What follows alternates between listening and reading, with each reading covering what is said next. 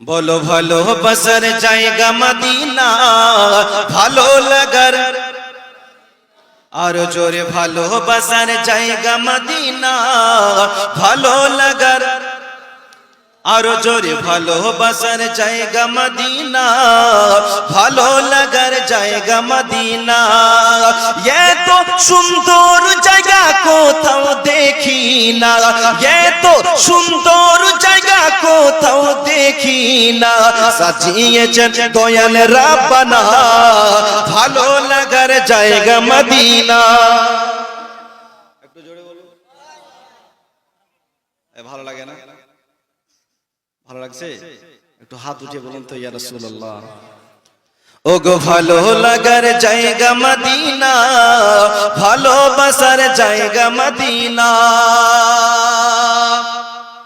আর একদিন কবর যাব, কেউ তো যাবে না। কেউ যাবে ভাই?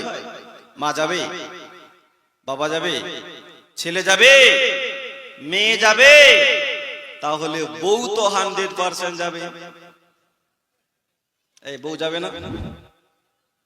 যার সাথে আপনি 50-60 বছর ধরে সংসার করেছেন, সেই স্ত্রীও আপনার সাথে যাবে না। যদি কেউ যায়, সেটা হচ্ছে আমার রাসূলুল্লাহ। জোরে বলুন। সবাই পর হয়ে যাবে, কিন্তু নবী নিজের উম্মতকে ভুলবে না। ওগো একদিন কবর যাব, কেউ তো যাবে না। একদিন কবর যাব, কেউ তো যাবে না। যাবে আমার শাহে মদিনা, ভালো লাগার জায়গা। জোরে বলো ভালোবাসার জায়গা মদিনা, ভালো লাগার।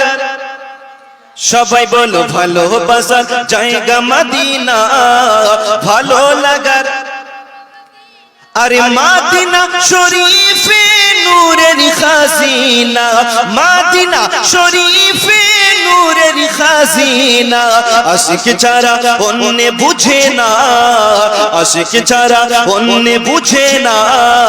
ভালো লাগার জায়গা মদিনা, ভালোবাসার জায়গা মদিনা, ভালো লাগার জায়গা মদিনা। আল্লাহ এ বলেন না গো, কার মেহফিল?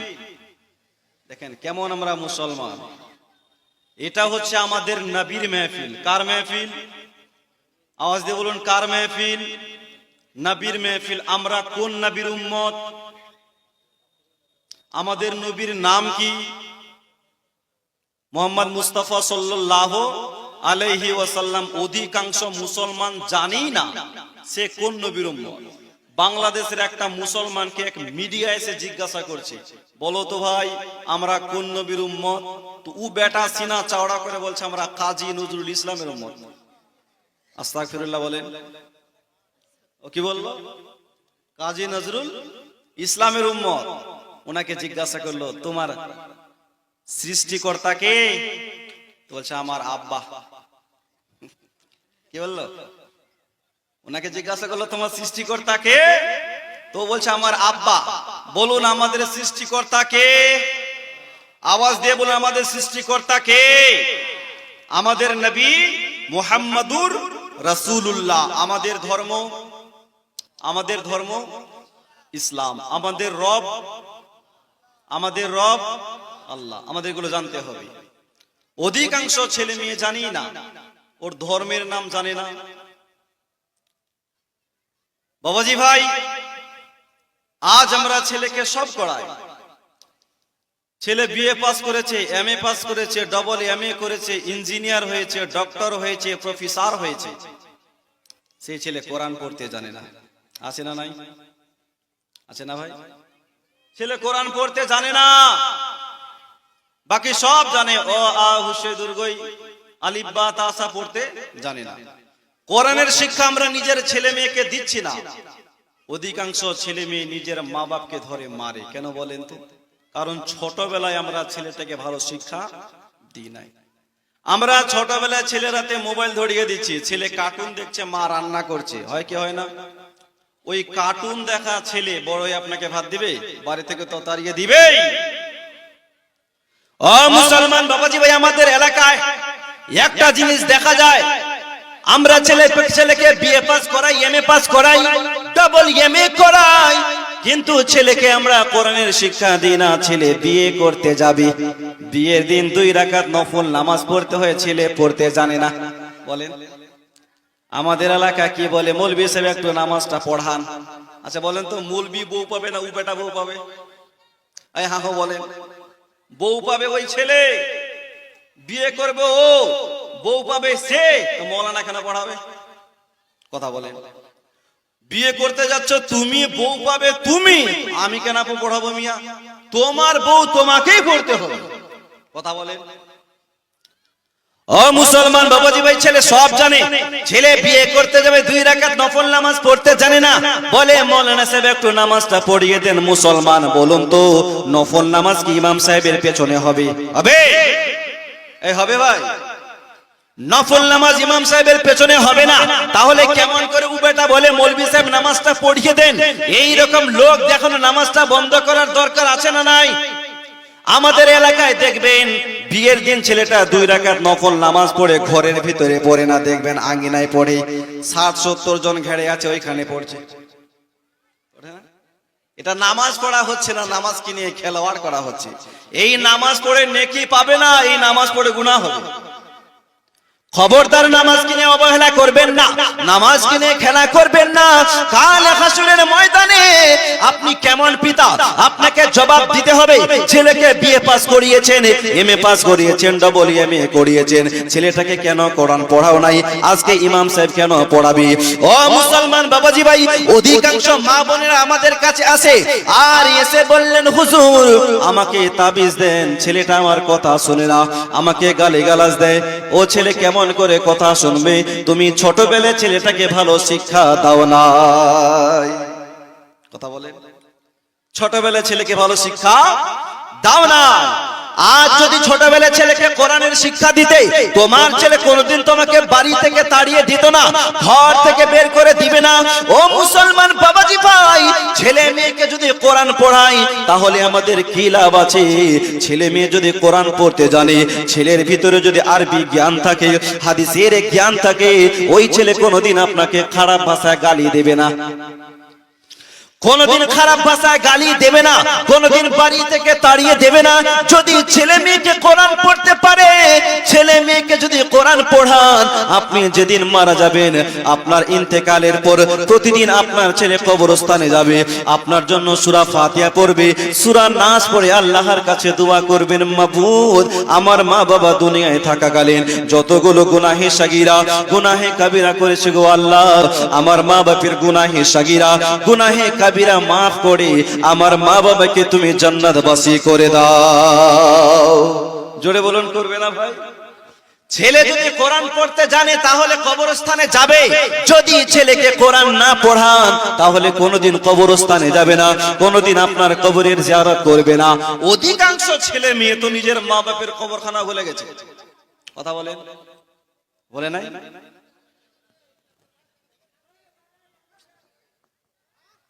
ভাই আওয়াজ করবো না, গেঞ্জাম করবো না ভাই, একটু মহব্বতে বলুন তো সুবহানাল্লাহ।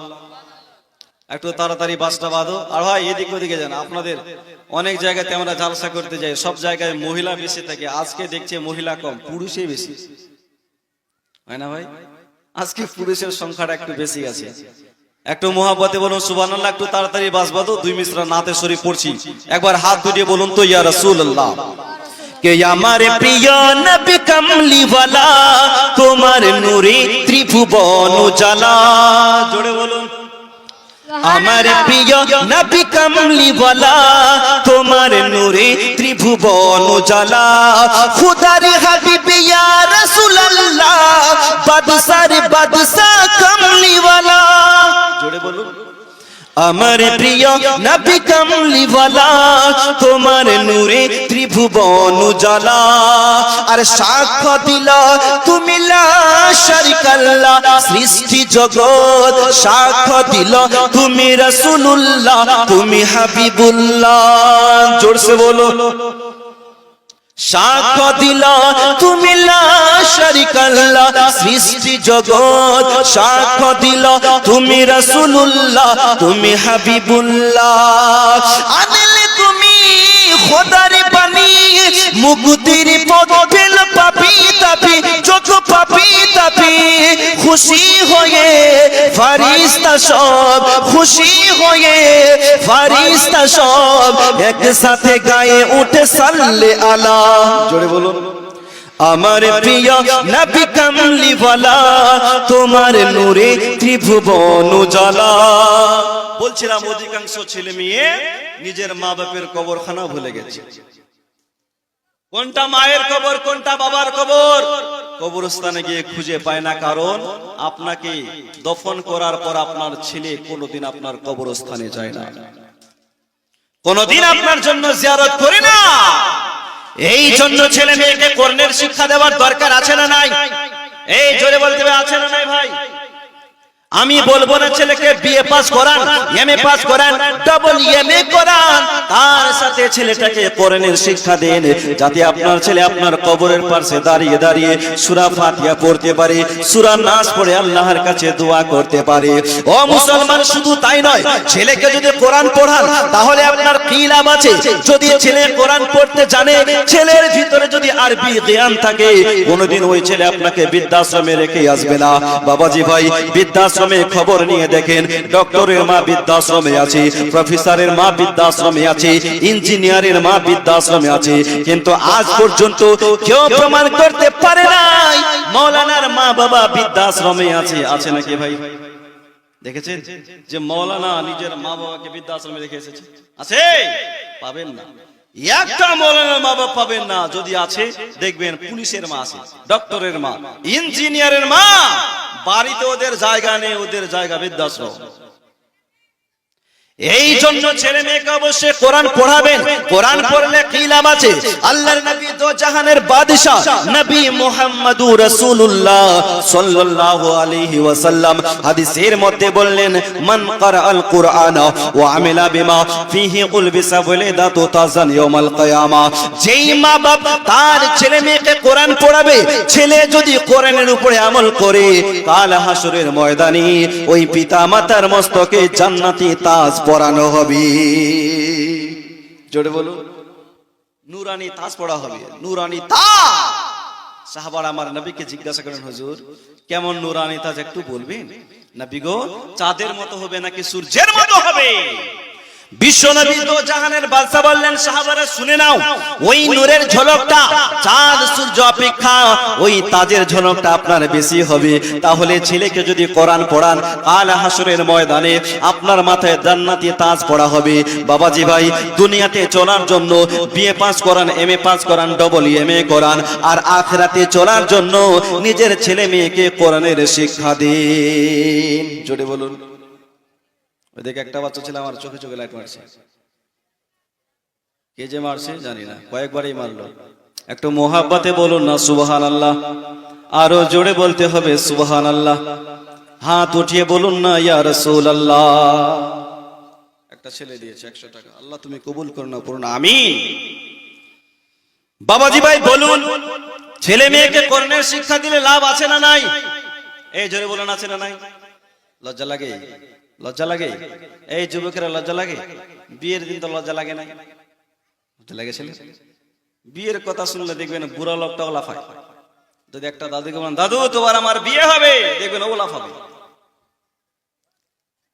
আজকে বলছে আমার নবীর জন্য একটু মোহাব্বতে বলুন না ইয়া রাসূলুল্লাহ। এই জন্য ছেলে মেয়েকে কোরআন পড়াবেন। আল্লাহর নবী দো জাহানের বাদশা বললেন, খায়রুকুম মান তাআল্লামাল কুরআন ওয়া আল্লামাহু। বিশ্ব নবী দো জাহানের বাদশা বললেন, তোমাদের মধ্যে সেই লোকটাকে আমি বেশি ভালোবাসি যেই লোকটা কোরআনে পাক শিখে এবং অপরকে কোরআনের শিক্ষা দেয়। আজ ছেলেকে আমরা কোরআনের শিক্ষা দিই না, ছেলে যুবক হয়েছে, দেখবেন যুবক ছেলে ছেঁড়া প্যান্ট পরে রাস্তায় ঘোরাফেরা করে। জিজ্ঞাসা করলাম, ভাই ছেঁড়া প্যান্ট পরে কেন ঘোরো? বলছে, হুজুর এটা ছেঁড়া নয়, এটা স্টাইল। কি বলে? এটা স্টাইল। আর ওই ছেলে, ওই যুবক প্যান্টটা এত নিচে পড়েছে ভাই, ঝুঁকে যদি কাজ কাম করে পেছন দিক থেকে ইন্ডিয়ার গেটটা দেখা যায়। কথা বলেন, খারাপ বললাম কথাটা? দেখা যায় কি যায় না? আমি কত দেখেছি পেছন দিক থেকে ওর ইন্ডিয়ার গেটটা খোলা আছে। ও ভাই, তোমার যে গেট দেখা যায়, হুজুর এটাই তো স্টাইল। নিজের লজ্জা স্থানকে দেখা স্টাইল। আর কিছু বোন আছে ওরা পুরুষ সাজতে চায়, জিন্স প্যান্ট পরে, বুট জুতা পরে, চশমা পরে, রাস্তা হারারি করে ঘুরাফেরা করে। পেছন দিকে দেখে ভাবলাম হয়তো কোনো চাচা, সামনে গিয়ে যখন মুখটা দেখছে, হায় রে এটা চাচা না এটা চাচি। কে যাচ্ছে? ওটা চাচি, চাচা নয়। আর কিছু পুরুষ আছে, যুবক আছে, আল্লাহ যে ওকে যুবক বানিয়েছে তাতে ও সন্তুষ্ট নয়, ও মহিলা সাজতে যায়। হয় কি হয় না? ওরে আগের মতো শান্তি তো বাড়ি এখন পাওয়া যায় না, মানুষও পাল্টে গেছে, পাল্টায়নি জামানা। জামানা ঠিক আছে, মানুষও পাল্টে গেছে, মানুষও পাল্টে গেছে, জামানা ঠিক আছে। জোরে বলুন। আগের মতো শান্তি তো বাড়ি এখন পাওয়া যায় না, মানুষও পাল্টে গেছে, পাল্টায়নি জামানা। জামানা ঠিক আছে, মানুষও পাল্টে গেছে, মানুষও পাল্টে গেছে, জামানা ঠিক আছে। আর এই চুলগুলো খাটো খাটো, প্যান্ট শার্ট আটো সাটো, সানগ্লাস চোখে তাগার, যেন কোন জমিদার। বুট জুতা পায়ে দিয়ে, কাঁধে এক ব্যাগ নিয়ে, ঠোঁটেতে লিপস্টিক, হাসে শুধু ফিক ফিক। ওদিকে গেল দু চোখ, মনে হলো ভদ্রলোক। কাছে গিয়ে চাইয়ে দেখি এ তো পুরুষ মানুষ না, মাসাল্লাহ দাঁড়ায় আছে মিস জরিনা। কে দাঁড়িয়ে আছে? কে দাঁড়িয়ে আছে? কথা লজ্জা লাগে। জরিনা, আমি যাকে চাচা ভেবেছিলাম ও চাচা নয়, আমাদের গ্রামের জরিনা, বুট জুতা পরে প্যান্ট শার্ট পরে চলে যাচ্ছে। ও মাসাল্লাহ দাঁড়ায় আছে মিস জরিনা, আপা মাসাল্লাহ দাঁড়ায় আছে মিস জরিনা। এই হয়ে গেছে আমাদের অবস্থা। এই জন্য ছোটবেলায় ছেলে মেয়েকে অবশ্যই কোরআনের শিক্ষা দিবেন।